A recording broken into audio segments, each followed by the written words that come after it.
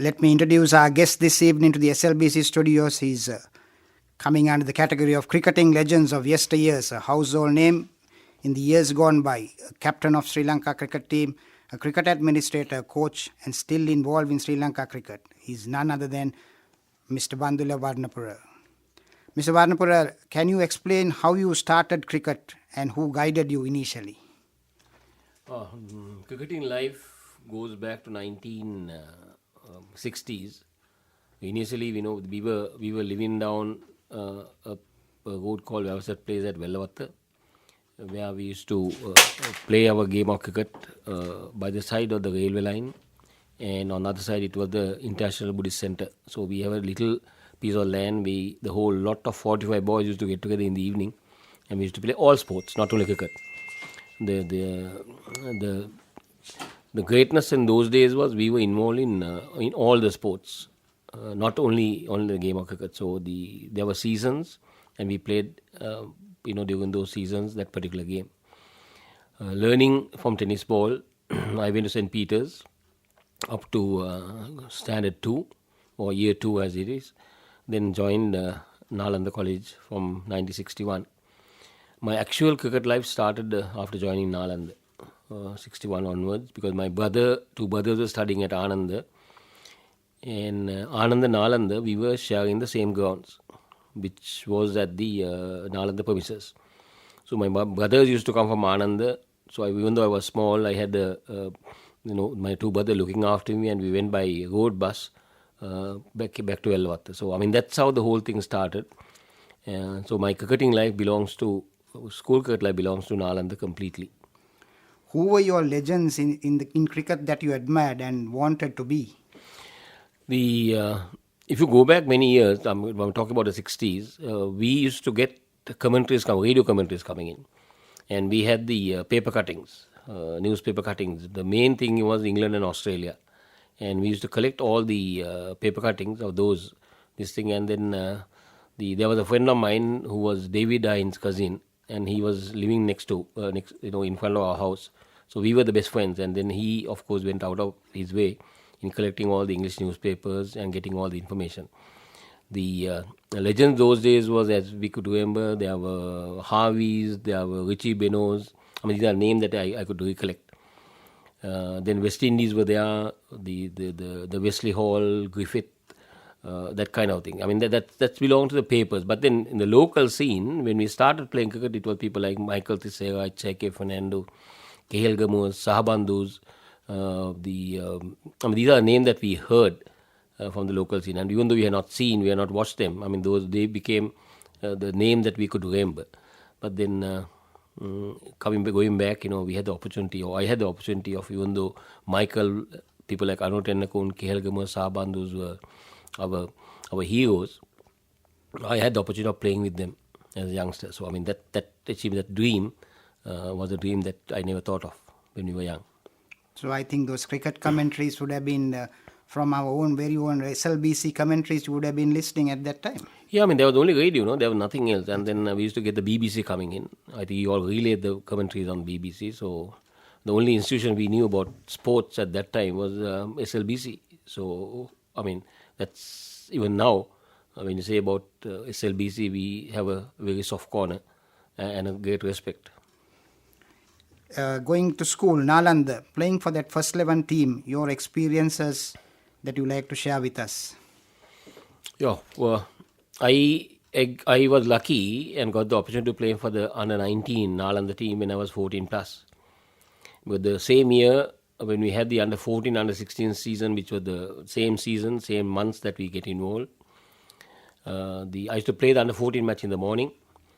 And somehow they arranged the under-16 match to be played in the evening or in the afternoon. So I used to play the under-14 match, and then I used to play in the under-16 in the evening and afternoon. The same year, when we talk about the third term matches, we call them, though we played about 6 or 7. And the same year, I played in the first 11 as well. So I was 14 plus when I played for the Nalanda first 11 team. But I must tell one thing.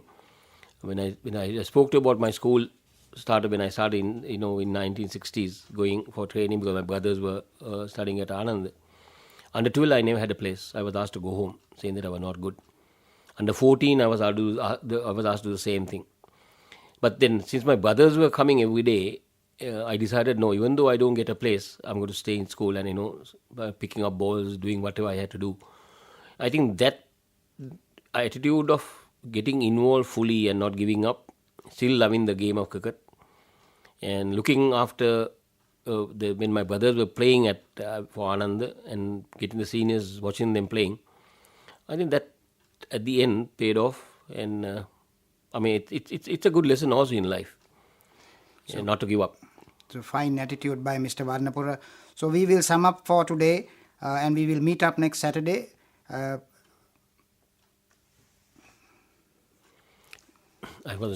not involved in the board of control. So we continue with the interview with Mr. Bandula Warnapura, which we started last week. Good evening, Mr. Warnapura. Good evening. We were discussing about the Anand Nalanda first 11 team and your attitude, and from the age of the under 14, under 16 playing for Nalanda. At the big match, the Anand Nalanda big match, you broke a batting record. We'd like to get some thoughts on that. Yeah, I played for the first 11 team from 1968 onwards. I must say that, in 68 and 69, my brother was playing for Anand as well, but my brother went as Fernando. My father was W.L. Fernando, and he, kept the Fernando name for my elder brother. Not many people realized that it was my brother who was playing, because I was a Warnapura and he was a Fernando. The record came in 1972, the year after I captained Nalanda in 1971. And then that's how the 72 record came in. And, it had been there for 43 years. Nobody could break it. People have, we talk about 111 not out. That was the record, which was established by P.M. Jayatilaka, the legendary educationist who started the Bergamo Central, and later, he was the principal of Thurston College, and a great person who had done a lot for education. He the one who kept the record in 1920s, I think. But for after 43 years, people have scored 110 runs, people have scored 111, and they have got out.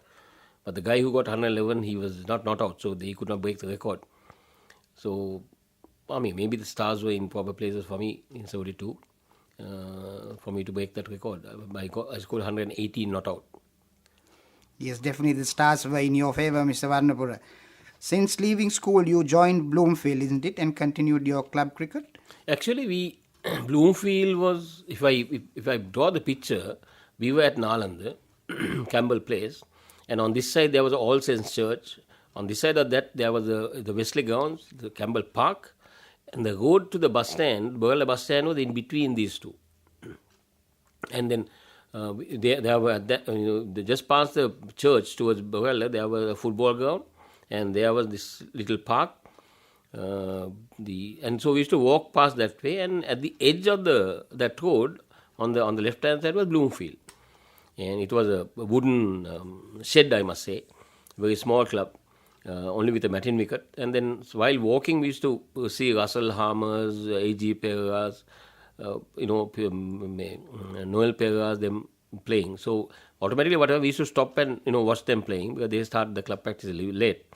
And ultimately, while playing for Nalanda on Friday, Saturday in the last few years, Sundays we were invited to play for Bloomfield in the Division 3. And so we played for Bloomfield while we were in school, and the school gave us permission, because we had the people like Lalit Kalupema, Jayasinger, they were there at Bloomfield, so they were all Nalandians. So they knew that we will be looked after by all the boys, the old boys. And there was no objection at all from, so Nagangwad and myself, we were very close to each other. We used to play on Sundays for Bloomfield. That's how we joined Bloomfield.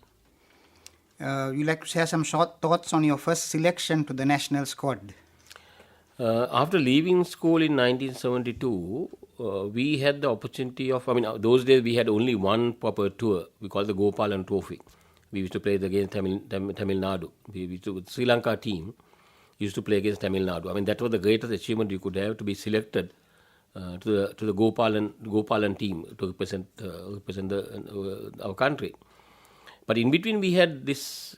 That was the team which came in from India, from Pakistan, called the under 25 team. And then Sunil Vettamuni captained that team, and Sunil and I opened for the under 25, and that was a huge break I had. But going before that, we had another important thing. The Ceylon school, not like these days. These days, every 2 years you get the World Cup under 19.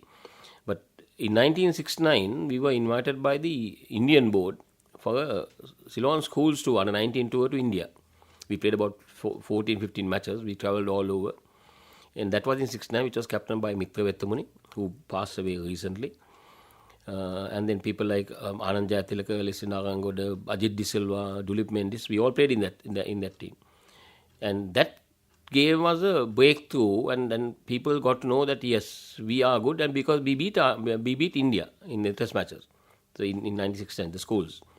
And we came back as a winning team, and then people, knew that yes, we could play cricket. And then from there, we played in the ICC under 25. Then there was fortunately for me and a few others, there were a few seniors who left Sri Lanka. The Reed brothers, and two other opening senior players in Sri Lanka, they retired. So we had a vacancy immediately in 1974. The Sri Lanka team had a couple of vacancies, and since we have done well in the under 19s and done well in the under 20, under 23, 25 team, also did well for Bloomfield at that time. We got the opportunity of being selected. So again, I must say that, if not for those couple of vacancies which came up suddenly, I don't think we would have got a place at that stage. So we will sum up this discussion with Mr. Warnapura for this evening. We will continue next Saturday. Good evening, Mr. Warnapura. We continue the discussion which we were having the last 2 weeks. Let me start off with the 1975, the first World Cup in England. You would like to share your experiences with us? We could recollect, we were sent for training, or we trained at Radalla. We were sent because of the cold climate, and we were clueless about the conditions in England because we had never been there. And then we were told that it's going to be cold, it's going to be moving, the ball is going to be moving, and it's going to be raining all the time. And if it's a good summer, you're lucky, but if not, then you're going to struggle throughout. And our main problem was, what kind of warm clothing you need when you're playing. So, and ultimately, we had to wear about two sweaters, and it looked so bulky, and we were not used to it. But then these are things that we went through, and then the way you speak, way you behave in England, you have to be quite careful. So we had to be extra careful in what we did in England. And then we went a little early. And I must say the board did not have much money. We were put up in a Sri Lankan hostel, which had a lot of shortcomings. But the whole idea of playing the World Cup, because then we were invited to go to the Buckingham Palace as a national team. So we went there. Met the Queen and the whole family, and it was something totally unexpected, unbelievable. We played few matches, yes. We struggled, yes. But suddenly the team had quite a lot of senior players. Michael was there, Anu Tenakun was there, HSMP, the whole lot, David Hines, that part was there. So we, they of course had been there. So we were watching them and learning quite a lot of things. But the match against Australia was the thing which gave us a lot of praise.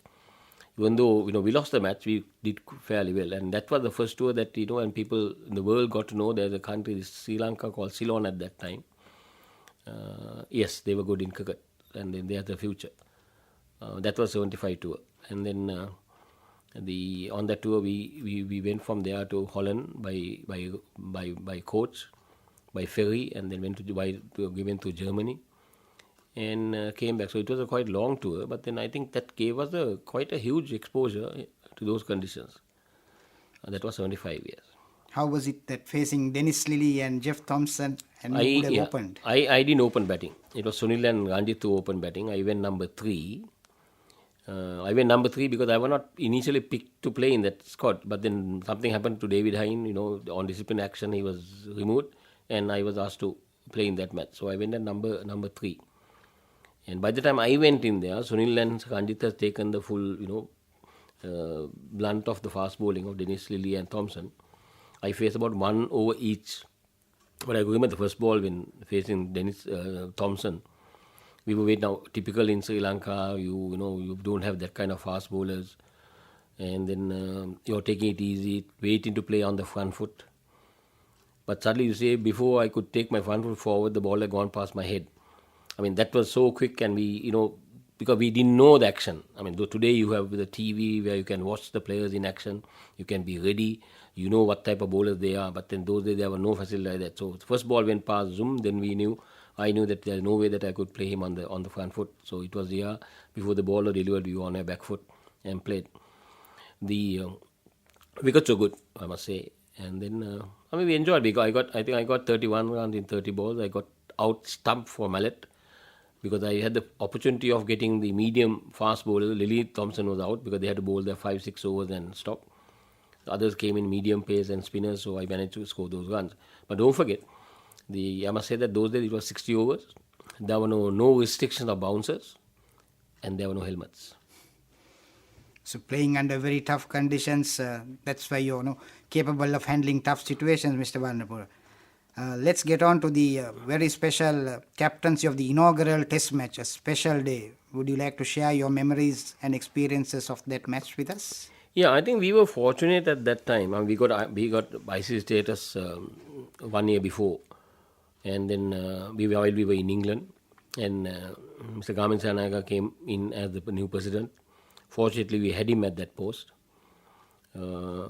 because there were a few problems, I must say, as to why we could not get ICC status.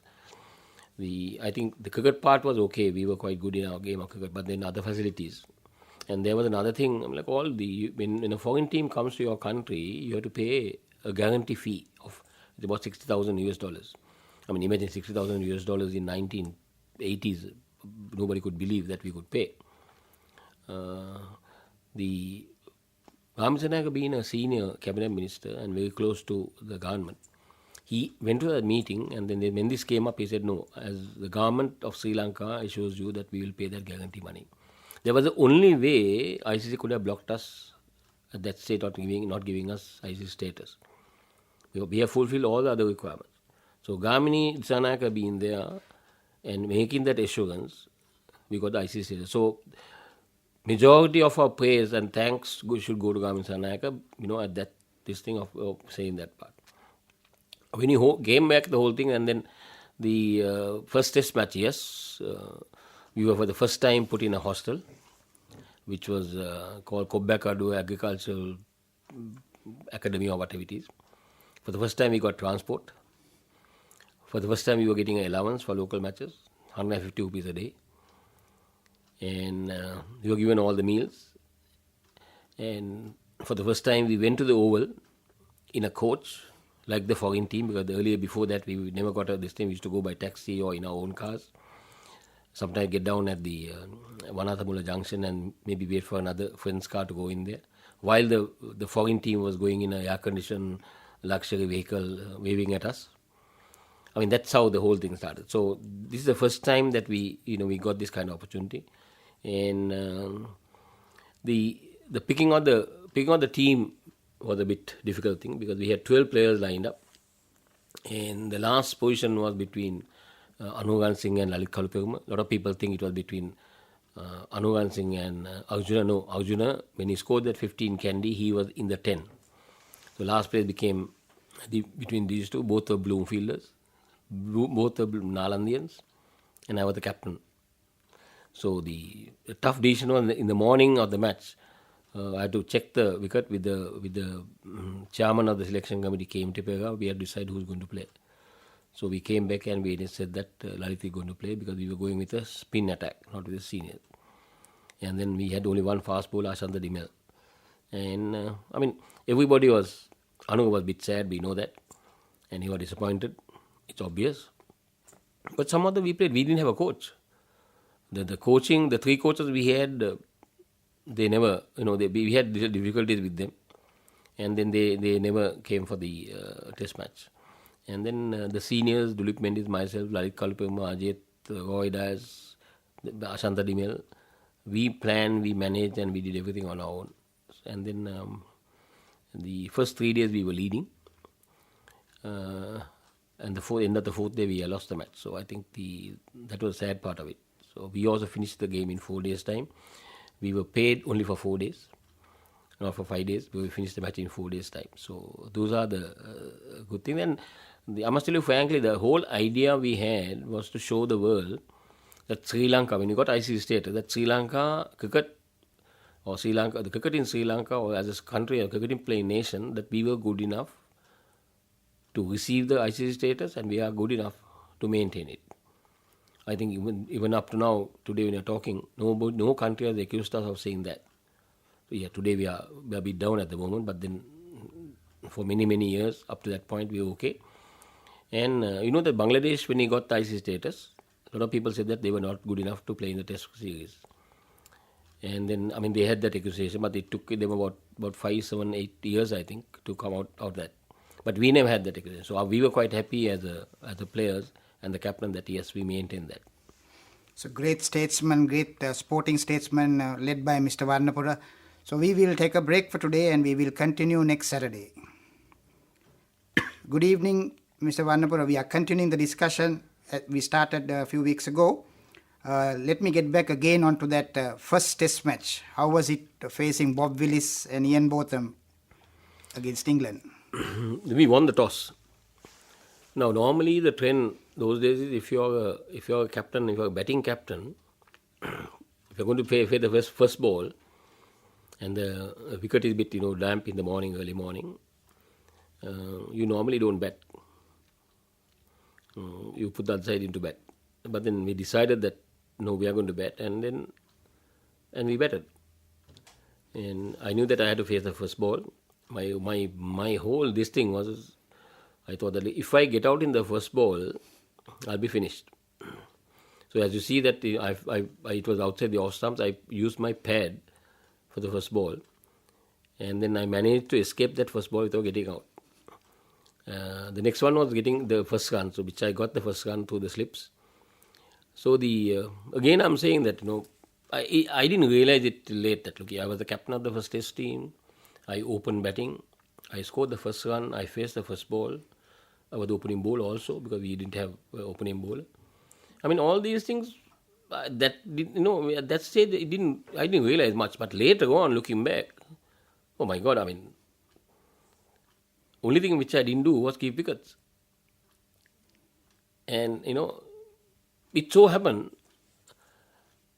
I mean, nobody even blamed. Look, you the captain, you do all these things on your own, that kind of thing. But I think it came to say that everybody accepted, yes. I mean, these things had to happen, so it happened. But I must say one thing, after talk about the first test match, when we got first, I told about Amitha Abeynaike also the previous week. But one thing I must tell you, there are so many cricketers who played for nothing for this country before us, who didn't get a single cent, who never got any facilities.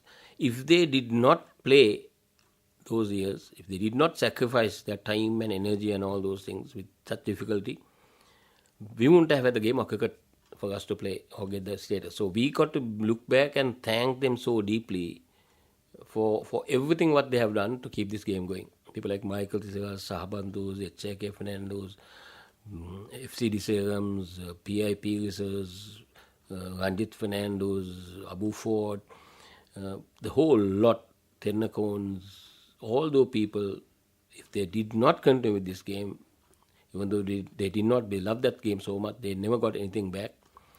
We must thank them at this stage, especially those people and the administrators. People like a person like Robert C. Naik, who was the president for SLCL, BCCSL. He was the president for 18 years. Nobody could contest, nobody wanted to contest because there was no money. But today the story is different. Today, I mean, you get 2 presidents a year. With that, all the comments. So I think these are the people, the secretaries who contributed. And I must thank them. And we must be grateful to them for keeping that game going. That's right. I think we must be really grateful because, as you said, if not for them, we wouldn't have been able to field such good teams over the years. And also that record, Mr. Warnapura, that you hold the first ball, the first run, bowl the first ball also. So that's... No, I didn't bowl. Ashanta bowled the first ball. it was the first run and opening batting and captaining. So that's a record that nobody will ever be able to break. Let's continue with the discussion. Since retirement, your involvement with Sri Lanka cricket in administration, coaching and other forms. Can you share something with our listeners? Yeah, I came to administration after going through a 9-year ban for being going to South Africa and captaining that team. We went in 1982, and we were suspended for a period of 25 years. So we were banned for 25 years. The suspension came up. Again, Mr. Gamis and I came for the inquiry and said, look here, I feel that they have served enough now. You can remove it. But then they removed the suspension on the others after 8 years. But since I was the captain, they kept me for another 1 year. So I came back. I played for Bloomfield 1 year. And then I retired, gave up because, I thought that it's time to give somebody else a chance. Then got involved in the board of control, yes, as the manager coaching. After about 3-4 years, I had to leave because the contract finished. Then I was taken back again as the director of cricket operations. So even though the ban was there to keep us away completely from all areas of sports, but I came back and I served the board. I served the board, and I'm proud to say that, I enjoyed working. I didn't work for individuals. I worked for the game of cricket. And I worked under so many presidents, the chairmen of interim committees, but then I didn't work for any individual. I must say that. Even today, even if I go back, I'm not going to work for any individuals. I'm going to work for the development of the game. I mean, the game has given me everything, not the individuals. So I got to give something back, which I did. While working for the board of control, I must say that I took the leadership in developing the cricket ground at Pallekele. I don't think there's any cricketer or any captain who has done that part without any extra charge. I used to go during the weekend, work there and come back. I was not there for the opening because just before we finished, I was invited to work for the Asian Cricket Council. And the department ran well. I think even today I can go back and nobody will say, look here, no, I did not do, I didn't do the right thing. I did always do the right thing. And I will always do the right thing. So that's a great give back by Mr. Warnapura, who has given so much to the Sri Lanka cricket. Even after retirements, we must appreciate it and value it. So we will call it off for today, this discussion, and we'll continue next Saturday. Good evening, Mr. Warnapura. We continue the discussion with you, which we started a few weeks ago. What would be your most memorable moment in your cricketing career, or moments? First thing is in school, the first match I played for the first 11 team as a 14-year-old. It was against Prince of Wales, which I scored 100. That was the first instance I played, so that's a memorable thing. Then again, the record-breaking innings at Anand Nalanda in 1972. There were so many other incidents, but those two things stand up above anything else. Bloomfield is the thing that, when we started, as you know, Bloomfield was a poor man's club, we call it. And we moved from Campbell Park we didn't have a ground at that time because they had taken over. They went to the health grounds for a couple of years. There was no headquarters as such, but then Shelley Wickramasinghe, who was the father of Bloomfield, took over and we built that ground at the race course. So it was thanks to Shelley who, we got all these things. And we call him the father of Bloomfield. And we started winning in the Premier Division 1. The only club which gave a fight to SSC, NCC, CCC and the top clubs was Bloomfield. And we were leading for a period of 6 years, 7 years, yes we were. And people used to be scared to play against us because we had a fantastic team playing. As a team we played well. And we also had this thing of every year, every match, a senior player got to leave, not to play in that match, to give a chance to a junior. And there were so many schoolboys who did well, who came and played that one particular match for Bloomfield because they got that opportunity. One of them was Roshan Mahanama, who came and played when he was 15. So those are the policies we had. There were so many cricketers who came and joined Bloomfield from other clubs because they were not getting a fair chance in other clubs. They came because they knew that they were getting a fair chance. So the life at Bloomfield stands out completely. We were fair, we were good, we were the leader, we were all equal. Shelley was there, we didn't have much facilities and all those things. But then that life gave us every training that we wanted to be a fair person and a good cricketer. So very high standards maintained by Mr. Warnapura and his colleagues at Bloomfield. Yes, definitely. Any regrets or disappointments in your cricketing career that you have? Yes, I told you that we went to South Africa at that time because we were mainly against an individual who was bullying us from the border control. You get those kind of people every, now and then. The whole idea is that when you're being cornered as a captain and then you know that your days are numbered, then you could do something. And then we were, as you said, as I said before, we were not earning more than 250, 300 rupees a day. And there was no way of building a house or getting a car until you start working somewhere. I was fortunate that I was working with Ceylon Tobacco, and they gave me a certain amount of facilities to that part. So I shouldn't have gone on that tour. I regret going. I shouldn't have gone because the amount of pressure which my family got, and then the people who were close to me had to suffer. I shouldn't have gone there. I totally regret going there now. Let's get on to some personal chat about yourself and your family and your two children who played for Nalanda. Can you elaborate on that for our listeners? Yeah, I married after about, shall I say, courting after about 8 years. We had problems going up and down. And yes, we got married. And we got 3 kids. Eldest is a daughter who was born the day after I came back from England in 1982 after receiving ICC status. The whole lot whom I knew and a lot of people said, Bandula, why don't you name your daughter as ICC? I said, no, later on, she's not a cricketer, isn't it? So that can create a lot of problems later on. Once you name them, you can't take it out. So I said no, and I named the name that I given. And they had 2 sons. And they what else you can do? Father is a cricketer. I had my own private school going at that time. They used to come there. They used to start training. Everything was football. Everything was cricket and cricket and cricket.